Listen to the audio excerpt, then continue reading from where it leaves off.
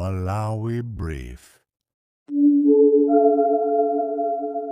Omvera, loya Kamangira wabweranso ndi nkhani zina zimene zavuta m'dziko muno ndipo takhala ndi pomwepo kuti izi zisakuphonyeni.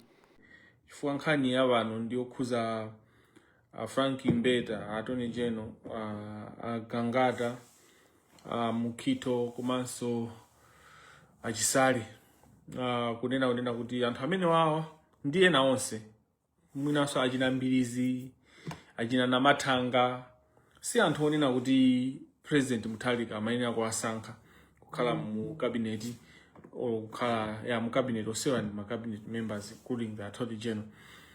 Chifukwa chonena zokuti malamulo athu amalesa zimene zonso. Ku malamulo athu salola kuti munthu amene akuganizidwa mlandu asankhidwe ku public office. So a president athu amene timakonda, president athu okondeka Arthur Peter Mutharika anaphwanya malamulo posankha phatizapo Felix Tamblas ena sitinayikepo chifukwa ndi nkhaniyo ndi anthu ambirimbiri.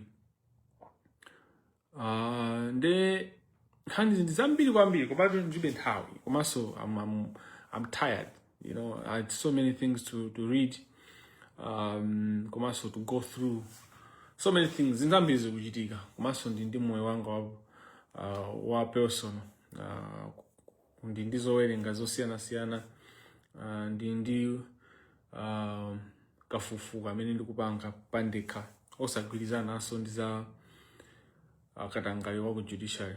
Koma nkhani ya katangale ya ku Judiciary enafe ndiyo kuti imatisuntha, like it's a matter of passion, it's a matter of the heart. Professional, mulo profession muli maloya ena amene tikwaziwa kuti they are on drugs, kuti amayuza cocaine, you know. I remember kuti when late Raf Kasamba senior counsel died, there was also a rumor that came out. Kuma imfa ya Raf Kasamba simazwika kuti chinachitika ndikani pakana pano sinamvesedwa.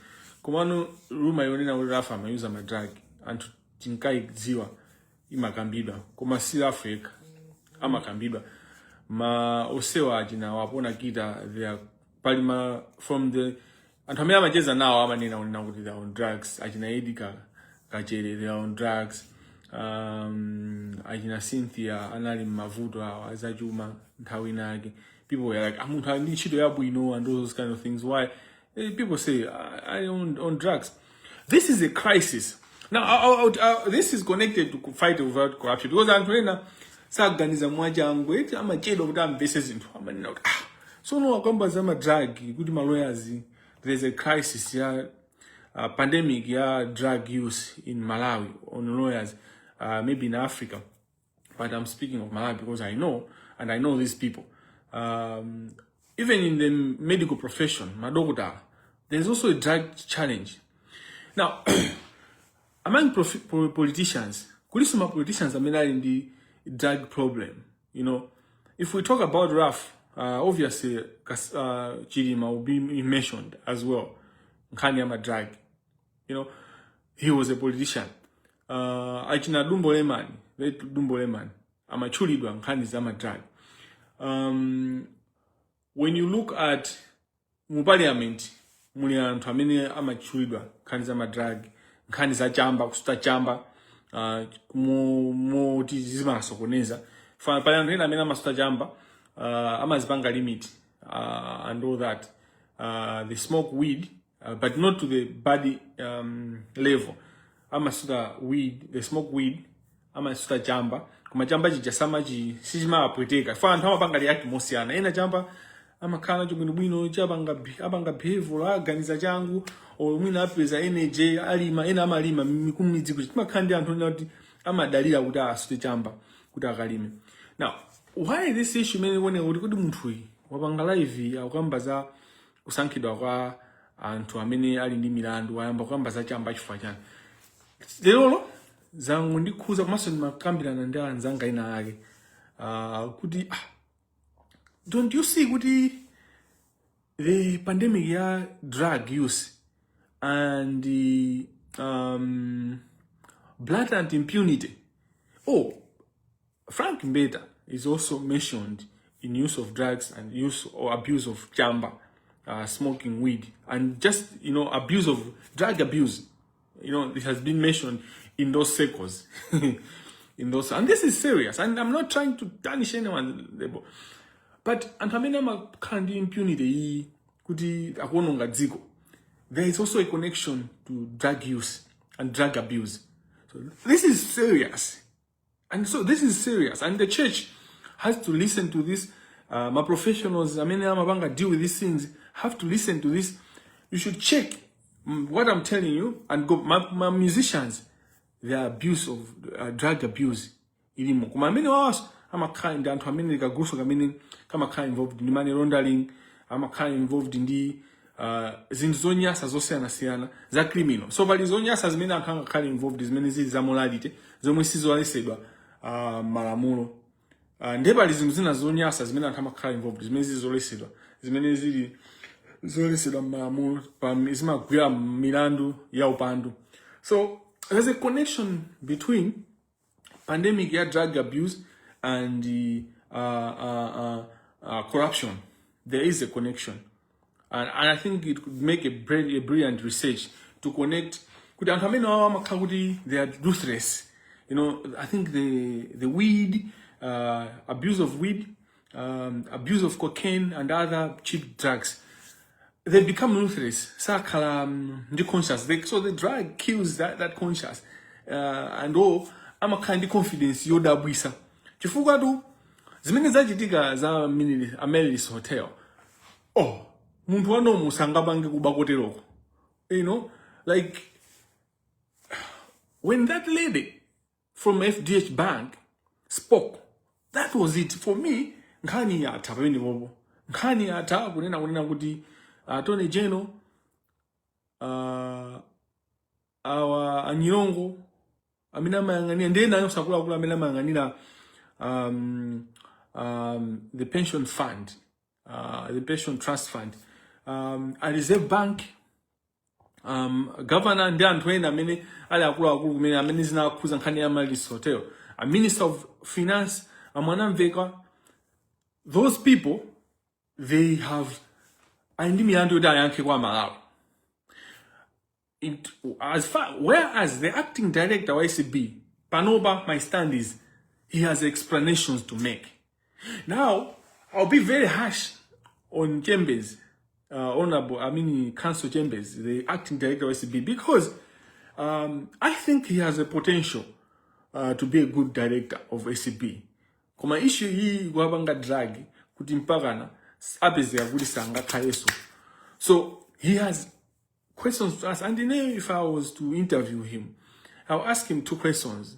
One, Ajimwene, Kodi, were you Mnali lawyer wa Amelis Hotel at some point, at any point, even 20 years ago, even 10 years ago? That's how important accountability is, and that's how important issue your conflict of interest is. Even if you are a lawyer wa Amelis Hotel for 1 hour, you should be able to disclose those facts. Then kani kalamina sono sumna nini chifukwa chani akavumira kuti ndezi pamene poponi pamene paraka yambe nkhani ma MP fa ena anazalemba kuti mphundu iyi ndekuti chani mphundu iyi wepo kwetu mphundu iyi ndi chani. Yeah. The second question that I would ask my colleague, if I had a chance, the ACB director, the acting ACB director, would be, munabanga mukuti investigation, yes. A whole officer of ACB, what experience you done? You did. Okay. Atabanga investigation, anakubwesa my documents and findings, yes. Munabeza kuti hotel inali pa 30 billion. Or 36 billion. Yes. Kena kwena figure pa 47 billion. Yes. Kena kwena zabeze kuti ya kwena mpaka na uzafika pa 128 billion. Yes. Okay. Munaona zimene zizi. Yes. Munaona zimene zizi munaona kuti palipo suspicion ya corruption. Yes. Akangoti yes nkhani yata. He has to go. He has to go. Because, so when you read Malawi Law Society later, in terms of suspicion of the involvement of the acting director, amanena unena kuti investigation yao inadabwisa investigation ya SCB for the inali too quick. It was a month only. And then when I looked at the documents, I was like, if she had 1 month, 1 month was too long. In everything about documents at the 1 hour, I can see suspicion of corruption. Because a bank, and sorry, a hotel that is worth 30 billion today, 2026. Singapore kunena kuti 2028, even 2030. Bank Eugene hotel manager 800 billion. Sizingateke. And there has to be explanation, or else there has to be explanation. So we would want to see, okay, were there other evaluators? So we have seen FDH Bank where did valuation, they evaluated the bank, they did their own. Who did the evaluation? Imene inkabwelesa banki mini hotel kumachoka pa 30 billion, pa 36 billion, kumafika pa 47 billion. Kina kuzafika pa 90 billion, kuzafika pa 128 billion, as it were. Who did the evaluation? So my point is, the 1 month, you didn't even need 1 month to investigate this Kurubange suspicion. So in Ebanoban challenge, the burden of proof has shifted from us accusers to the director of SCB, the acting director, to prove to us ataona zimene zizi panalibe suspicion ya corruption, because to me it's clear cut kuti panalibe panena kukhala suspicion. Western pamene amalawi ndimafuna kuti ndikutenge kuti nkhani pamene akuona ndikuonera kuti Amaze hotel mena mamanga eti anakaninga ngongole magaiziwa sana mange ndi drama zawo inu maona ngati ndi magaya dollar no anatenga ngongole bank. Ngongole zimezi anatenga ku CDH bank, I think anatenga ku National Bank or else one of the banks, but CDH bank I know for certain because in drama ziso za dusasum CDH bank and many go also kulima issues amene akwena kuyanka. And the Reserve Bank of Malawi is ikulola zinthu zikuti zichitike ndi pamene Patrick ali pampeni, you know, chifukwa ndalama transaction simachitika opanda Reserve Bank. Ndalama zoterozo sizingaende opanda transaction yoteroyo, even 1 billion upange transfer ya 1 even 100 million or 200 million. I don't know kuti pano akweza ayika ba ndi devaluation imwe yakha ikuchitika the last 5 years or so. So what is the point? Amalawi kudi akwena agreement. Many amamanga hotel amalis amene amamanga hotel manager anakatenga ngongoleja panoba amaipanga service koma vikanika kuimaliza inali pa 30 billion around there. Itakhala less itakhala more koma ndi ma billion nditu ankhani yeah. So many amaigulisa bank ujeni hotel uja inali kuti anyeka hotel aja andizi ngongole ku bank. So what has happened is mwachidule kuti tikambe munthu wakumuzi kuti mufotokozere ndinkhani yonena kunena kuti ifeyo Malawi tagwisa ntchito Malawi dziko la Malawi lagwisa ntchito ndalama zama anthu ogwira ntchito mboma zimene amayenera kulandira akasiya ntchito akapangalitaya ndikugula ngongole. Taigula ngongoleja taigula ndikuigula 5 times. That's what has happened. Tagula ngongole 5 times. Wina unali ku CDH ndi kuchimake kwa maskando. No, they always use my bank amene akuzwa kuti they are corrupt, they are criminals. The same way this is a finance bank zomwe judgment yake so ku supreme yomwe afuna so kuti kolola nayo chuma. It's that amapanga ma deal opoira the country to be paying or the other generation to be paying. Kumano, why is this mateka? Chifukwa chakateo ya ku judiciary. Without the judiciary being corrupt, these things could not be happening. But it's kuchitika zoti city so corruption city mani na undi singachiti kuti ingate kuti Malawi singate. Chomwe ineyo ndaima nkunena kuti chite ku Malawi ndi katangale oti tikumuziwa. Katangale oti tikumuona and nothing happens. Kuyambira kusogolo kweti munthu amene wagwidwa ndi katangale katangale amene waziwika azilandira chilango ndipo azisatidwa ndipo azitesedwa. Katangale amene azichitika ndoti sitikumuziwa. Ifeyo mupange katangale tisaziwe. Koma ife tikangoziwa, if we just know kuti mwapanga katangale, we are on you. And sitikusiyani mpaka namubweza, komanso you be responsible. You receive a punishment. Mulandira chilango ndithu. Nde chimene tapanga tagula loan 3 times the cost. So ndeno chachitika ndi chani? Chachitika nchonena kuti ainyaka amalelisi anabwera kupanda ndalama ku Malawi kucha. Anabwera ku Malawi kupanda ndalama, anabwera ndalama mu Malawi momo, banki ya Malawi ndikumangira chinthu chicha. Ndikuchigulisa ndi ngongoleso mwezo kuboma. Boma ndikuwagula yo ndikuwapasa ndalama. So they have left they came with nothing, they have left with everything. This is not the first time this happening. Boma la Malawi lima besa drama, lima tusisa drama choncho. And Frank Mbeda is an expert in doing that. The Badawa issue, ngani ya law urgent contract, yoti mwenye amene ujayo alipeleke matina anyama kapena zakuja ku polisi. What happened? Adaja anapanga bid kuboma la Malawi. Bid yao inayotsika, anaitenga bid. Atangoitenga 2 days later, 3 days later anakweza mtengo wake.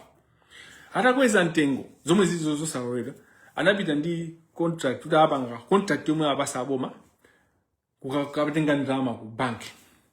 Bank yaleso ndi CDH bank yomwe kapena ndina ndaiwala kandi basiso kuma CDH bank mufufuza atatenga ndalama anatenga 1 billion anatenga 1 billion kujani ku banki ndikupanga agree kuti ndalamazi aboma akamaza apereka for the contract azapereke direct ku bank azapereke direct muni investment azapereke direct ku bank. We need to stop to be enablers. Yes, our silence and our inaction we enable this corruption. So anaina kuti inu awawa atenga 1 billion kwa 1 billion ngongole kuti apange supply zakudya ku polisi. Aboma anapanga guarantee. So mkulu wa polisi zinkamukhuza. I think so ku ministry wa homeland zinkamukhuza. They anakhala garanta. So nabizuti boma lukhala garanta la mwenye. Muntu namene wina upanga supply akatenga ngongole boma lukhaso garanta. What happened? Tire payment they paid direct to Badara to mwenye amene, mwenye wa Frank Mbeda. What does this mean? Boma linapeleka 1 billion kwa Badara. CDH bank or that bank gave 1 billion to Badara Mwenyamene. And what happens when government yomwe nali garanta waloni mene Mwenyamene anatenga ku bank wanted their money chifukwa chonazoti bank government momoti ipereke ndalama through the bank inapereka direct kwa mwenye bank inja inapita soka isumira boma kuti ipereke 1 billion. And I'm sure mwina boma inapereka. So it meant 3 billion over contract ya 1 billion. Cost ya 1 billion. That's how ndimango funa kungonesa ndimene amatusiya ndalama. And Mbeda ndi expert. Wakuba kuti mucheke ma coffers a boma. Ndalama zimene Frank watu usisa muma deal ake amene mapanga. Ndi ndalama zambiri kwambiri. You can't understand kuti ndalama zinde wakhala kupanga nazo chani. Indi amagawana ndi amwenye kumanube indi amagawana ndi anthu osiyana kumano wakhala kupanga nazo. So I know Frank Mbeda inside out. Sanga ndinamize. Andi sanga kunamize munthu asakunamize. Anthu munthu amanena kuti andu akupanga sanje. Frank Mbeda is older than me. Way older, professionally, age and all that. My time kuti if I was aspiring to do well in life, time younger is akwana, If I'm not doing well, that is, let's assume good I'm not doing well. But at the same time, success ya jina Frank jandio piano. I'm using success in terms of a loose sense. Kumano, pa position imena makhayo aja ndiyo kuti musunga pange admire. That's why they have to be sustained by something. You know, itakhala weed, I'm certain kuti I'm user my drug and all that. Now, and to say right, ajina Frankie wa ajina Ediga kapa kachere mafuna ndichwe Ediga wina. Ajina wapona kita, ajina Ken Manda ama use a drug. Like zokuti Ken Manda is on drugs. I mean summers one ndani. Like, you know, ajina Ken Manda ndi anthu na kuti ayendizigawenga. They have gangsters. Ndipo andi anthu amene amapangira clean, amakaphera anthu akafuna kuti ayambana ndi munthu. They can send someone to assassinate you and all that. IPAJ, my journalists, mubange investigate this, mufufuze, kuti anthu amaopedwa chani. There are a couple of lawyers, 5 senior lawyers that told me, Alexius, meno wayambas, unakaudu wayamba, tawi ya rafu, bwezata kupha rafu. Soon akapanga survive because Raf people told me Raf was a cleaner for the judiciary. Raf ndamene judiciary ima mutu majina chikopaje mtamenya mutu makuta akakonzere zinthu akapakachika blanda akapangi anayi Raf kasamba. That's what I was told. You know,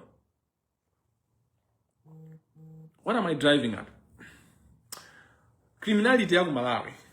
All this issue ya corruption in the judiciary, corruption in the legal profession. Sizaji nsisi koma anthu tazisunga ngati zakuchipinda. Koma zinthuzi zikuvunda ndipo zikuwola ndipo zikutuka mphusi.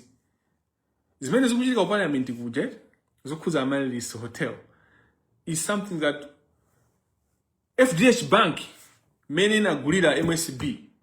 If we are to do the same example na my parliamentarians now or next week I would call kunena kuti muitane inquiry mubange inquiry kuti MSB inaenda bwanji, what happened, mubezaso zinthu zonyasa zodabwisaso zomwe mabanga lero ku parliament zomwe mubanga za Malawi's hotel mubangeso ndi Segrege hotel mene ndalama za pension fund zinagwiritsidwa. Mubezaso nyasi west. It's the same routine. So chimene zizi zikupitira chifajani chifoti inu ya Malawi simuli ogwira. You're not angry. You're allowing the few people that benefit to dominate the conversation. Kamangira wapenga, Kamangira akupenga, and all that. And that's what you're allowing. Kamangira, why is he attacking everyone? Those are the narratives that the syndicate is creating to bring out the noise so that the bank cover the issues that I'm bringing out, the issues that are coming out. Komano, nthawi yakwana yonena kuti panopa palibe sokuti tuviri salivindikira. Ifoto alivindikire nchenche zabwera. Ndipo nchenche zili palipose. Palibe kubisa nyasi zomwe zili ku judiciary. Mabi amene ali ku judiciary, amene ali mu legal profession, sabisikaso. Chifukwa nchenche zabwera ndipo zili mwa. So Amalawi nithayo nena kuti you have no choice. Panopa what will happen is you'll be uncomfortable for you to just watch these things happen. That's how ndinthawi yoti Malawi apulumutsidwe. Malawi will come out and you are the people to rise up. You know what you're supposed to do. You just know. Sizikhaso zodiso munthu awo tichita kuuza njanja. Mademo achitika inde munthawi yake ndipo tositi pangalize. Koma zinthu zina zoti mubange sitichita kukhala kuti tichita kukuuzani kuti mubange chakuti. Mkwiyo wanu muziwa kuti mupita nawo kuti. You know, whether ndiwe wa DP, ka ndiwe wa MCP, ka ndiwe wa UTM, ka ndiwe wa Afford, ka ndiwe wa chipani chanji, tonsefe azibani zonse tapanga unite kuthana ndikatangale. I don't know. I don't think pali chipani china chake chimene achinyamata ake olo anthu amene akumana ndizo khoma, akumana ndi mavuto amene wawa kudulidwa msonkho mwankhaza, zinthu kusowa, fuel kumangokwera, mafizi awa zosiyana kusowa chakudya, kusowa basic needs. alipo amene akuchokera chifukwa choti anthu wanchipani china chake anganene kuti ya zinthu zisasinthe. These things are changing, and changing is not about the ballot. The ballot timangosintha anthu amene angatipange drive change. So what happens with voting chimene mwina sana kupangirani interpret sana kuchimasula, and education ya ku Malawi sama ilitambasula chifukwa the system controls, so it didn't want anthu kuziwa knowledge yeniyeni kuti knowledge ndi yani, kuti tikaphunzira school tiziganiza bwanji, tindika routine koganiza basi kuti ndikamaliza school ndimange nyumba ndigule kagalimoto kanga ndikuti am successful, then nizithamanga down madilu atseguka chanja. Real success is making a difference in your country. That's why dziko lathu lilosiyana ndi maiko ena, chifukwa maiko ena ukaona anthu zimene amapanga people bring change amapanga china chake, within their education system. Akamaliza even akabwera mboma muja akayamba chanja, they bring something new. Ifeyo timapembeza anthu kuti zitsiru anthu na kuti zishu angopanga ka basic, angopanga chinthu chinali tochepa timakhala basi wapembeza ngati tikupembeza anthu na kuti akutibera. Ma musicians onena kuti they are not paying tax, koma they are living lavishingly, anthu amene awo basi they are showing on cars, kugulira azibwenzi awo akubanja kwawo magalimoto, but they are not paying tax. You basi busy kuombera manja njani msongo wose mukubereka ndinu masenza chitumba cha msongo. It's time to say good no, tipangane share udindo chifukwa anthu amene wawo amene akuimba amadusa mujani kodi miseu yogwisidwa ntchito ndi tax. Oimba wina ali sama yuza magesi athu ali pa subsidy, boma limape ni msongo athu minute china chilichonse, especially oimba amapanga they thrive on supporters, on funds. Those funds are using public hospitals and public services. So you can talk about a musician and not talk about tax. Here in Aguri, here, music ya Malawi ndio bandana. Industry is so connected.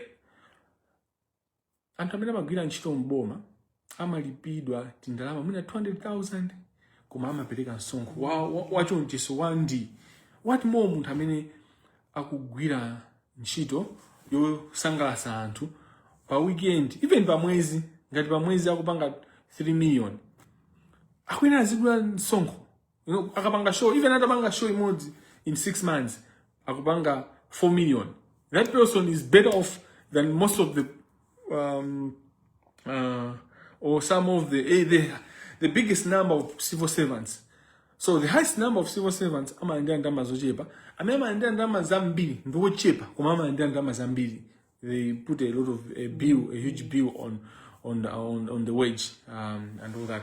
That's another issue of economic justice that we have to talk about, distributive justice and all those kind of things. Very complicated things, but because of this ambassador muzocheza zina zimeti zapanga so tindi zambiri zoti tikambirane. That's why I'm telling them about nkulu wachoka hapa point and all that, because we have slept too long Malawi. We tagona kwambiri ndeno we have wasted time, then we are trying to catch up. So with this page we're trying to catch up with the lost. We have lost 5 decades, zaka 50 taluza. So we timabwesa zambiri because we are trying to catch up with what we have lost. Kani ili hapa nimakupangani kae kupasani ka picture kamene ndama zimatosedwera and mene zimatosedwera. Ndakupesa an example ya Malawi's Hotel. Malawi's Hotel kupeka example ndi the food gate, police gate, ndama mezina tusidwa ku police, 1 billion became 3 billion deal. And ndakuonesa niso ndi mene industry ya or profession ya law or the legal profession, there are issues of drug abuse, which is also the same thing I think in the medical profession. Kuma anthu medical tikoza kafusa ngati kuti bevuto la jani. Kuma some politicians kuliso issue ya jani kodi ya abuse of drug abuse, and anthu amene amakhala ruthless. The drug makes them ruthless kuti they don't care. Ndipo akamaba amangoba ndi mmene achitira kupeza kuti hotel ya Malawi it owed CDH Bank 30 billion, and so taigula hotel ija. What it means is tagula suchani loan itabanga, so tagula debt, tagula ngongole ja taigula pachani pa mtengo wa 128 billion. Lerolo main issue ndiyo khuza unena kuti amuthalika malamulo akuwaletsa kusankha munthu amene akuganizidwa mlandu. Munthu amene akuganizidwa mlandu sangasankhidwe pa udindo wa boma wina uliwonse. Izi sikuti ndi pempho, izi sikuti it's out of mercy a president ngati sapanga, koma ndi malamulo mene akuyenera kuchitikira. Ndimafuna ndisindike kunena kuti despite just principles of good governance and mene zimaonekera. So mwachisanzo mene timakhalira Malawi dziko lina lilonse, munthu akakhala kuti wasankhidwa udindo, linali pa udindo paja wapeza kuti akumuganizira kuti wapalamula mlandu, criminal issue, not kuti mwina kungoyamba na civil, no. Koma when it comes to criminal, tonse timapanga demand kunena kuti munthu chapange design or achosedwe ngati sapanga design achosedwe. Izizi ku Malawi kuja, these are established principles, ndizi nzokhazikika. Ndi chifukwa chake aponda mgaga panali issue ni aponda mgaga asakhale nda president. In fact tonse timadandaula sa Malawi kuti munthu uja unapeza kuti mwamucho sakina kumnazambwezesa akandodo kuti azikuza u minister chifukwa chokuti anaganizidwa nkhani ya sata, chifukwa anaganizidwa nkhani ya yosiyana siyana. Pane anthu angapo even IG amene anayankha milandu ya ku polisi ali pakali pa udindo asankhidwa akugwira simuna ntchito yawo bwino. The moment there is an suspicion and whether milandu yayamba or sinayambe pakakhala suspicion, anthu aja the power to govern image swanka issue ya trust. So according to malamulo zimayenera choncho. Ndeno tangoganizani ngati matero munthu oti wasankhidwa kale, nde what more munthu oti sanasankhidwe ndio president azikamusankha munthu oti akuyankha mlandu. So it's clear, why hasn't Malawi Law Society been strong about it? Because idango kamba kungolela mbela president kungolemba kuti mene mukusankha maudindo anthu amene ali pa ujeni without being so timangokhala cosmetic. Zomwe ni magamba zama program osiyana sindifuna sokapasa air on this because I think they are useless. But zomwe timagamba za kuti zinthu kumangozikamba pamwamba makalata Malawi Law Society osamakhala choncho pamene we're supposed to be impositive. With no president, you have 7 days within which you should correct this. Because 7 days also is too much, because the law does not allow kuti munthu asankhidwe akuyankha milandu olo akuganizidwa milandu. Ndi anthu enawo ndionera kuti milandu yawo ndi kuti inafika pokupsya. Milandu yawo yochita kuti yafika pokupsya. Enawo ndi kuti akhala kuthawa milandu, for a long time. So my institutions amene amayenera kuti apange protect Malawi amakhala so kupanga safeguard corruption, amakhala kuti nawonso akukanika kugwira ntchito yawo akuteteza ziphuphu zija. So Malawi Law Society yakanika kugwira ntchito yake in my understanding. Ndikayipanga evaluated ineyo ngati citizens wakuma ngati nzika ya Malawi.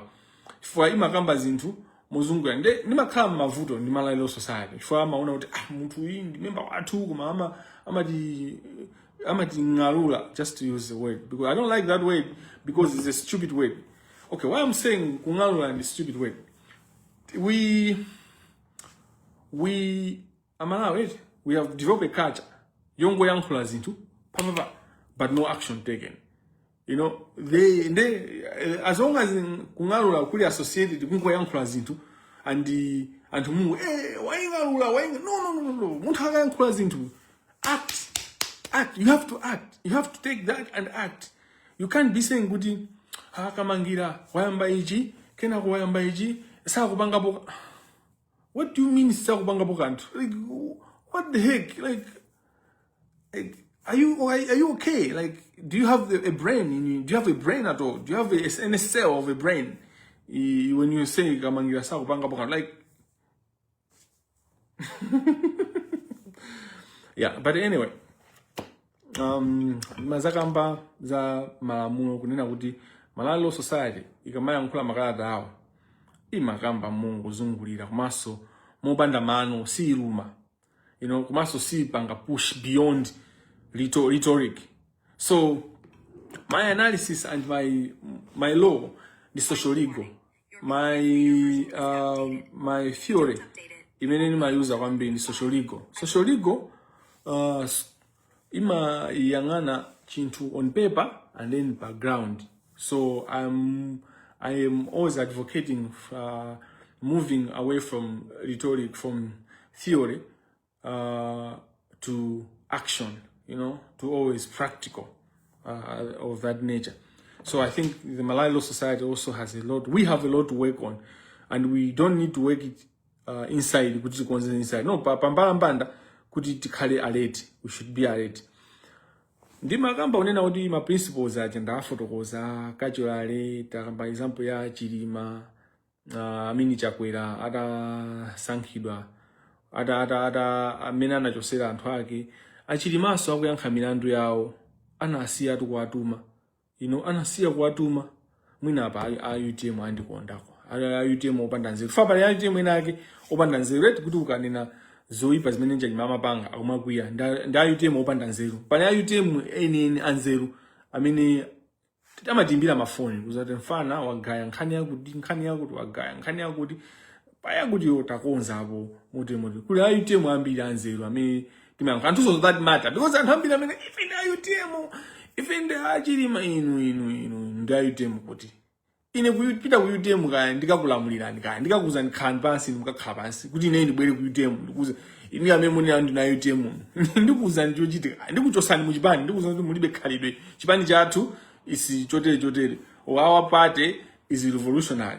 I think that I don't think Dr. Kabambe can lead a revolution because he's entangled in the old system. Kabambe, he can't talk about revolution because he's entangled. Kabambe. So before the election, because I know what he's entangled in. Anyway, let me proceed. UTM kuli anthu anzeru amene timayankhula nawo ndipo amene amanena kuti apanganiza kuti zamwani amene amaperekera miyala ndipo pali anthu tinatangeta UTM timene tilibe so value ku UTM yo they are not as valuable as the thing ndani masupporter ni majia ndi anthu onena kuti kuli UTM ndi kuli a UTM alintika palena alinkani palena mazuwana ndamene ali mutika ndanthu kusiyana zomwe tikamba ku UTM ndimozimoziso ku chipani ku DPP kuliso anthu ena anthu aku DPP amene mazuwana ngati kuti alinkati koma ali kutali kwambiri andi amakwiya malo mwa chipani malo mwa anthu koma ali kutali kwambiri. The same thing ku MCP. I get respect from all those parties. All those parties have got loyalty. Like they value my contribution. They don't like me, but they respect me. They might not like me, not all everyone. I'm not saying aku DPP, MCP, Chanta, they respect all of them. Amandikonda kapena they like me. They don't like me because I'm giving them hard time to run to lead the country because I'm holding them accountable. I'm demanding to hold them accountable, but they have so much respect for me. So, UTM, just keep quiet, just shut up. Shut up. So, in the page yanga, this is my page. It's personal. I can say shut up to you because it's personal. But I can't be ndikosa kupita pa social ngati guest or kuda kundipanga interview. I can say shut up. But ethics does not allow me kuti ngati kugwira ntchito either ku private or ku public broadcast pa program nizira anthu. No, you can't do that. Yambani pangani chipanje yanu or pangani program yanu. You can't do that. You can't do it because you're there, because of the viewership of the people, whether it's a private institution. I don't know what the ethics of Malawi about journalism of Malawi, but the problem is even the leadership, there is corruption. So anyway, I hope to have a public lecture tomorrow with the the media fraternity.